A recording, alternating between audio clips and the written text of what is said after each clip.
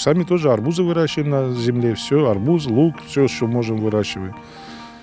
И так в этом году вообще цены не было. А если еще начнут здесь китайцы выращивать, то мы вообще влетим в трубу, как говорится. Значит, мы не будем работать, мы пойдем на безработную биржу, а пускай китайцы зарабатывают деньги.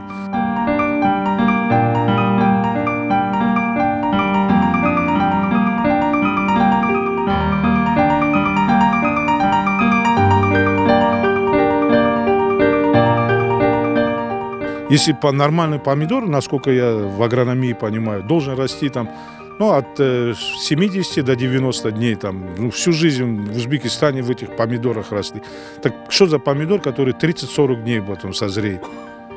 Вот. Как народ будет его кушать? Я за своих детей тоже переживаю, и за внуков тем более.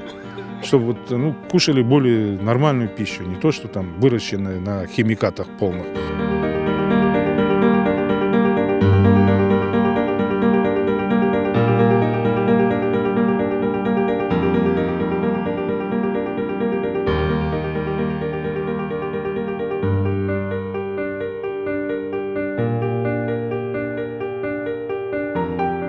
Нет, останавливать мы не будем. Если это законно, человек должен предоставить законность документов. Разрешение для прокладки каких-то коммуникаций у нас не брались. С нашей стороны мы только можем подтвердить, что у нас документы никто нам не предоставлял, и мы ничего не давали разрешения для ведения каких-либо земляных работ.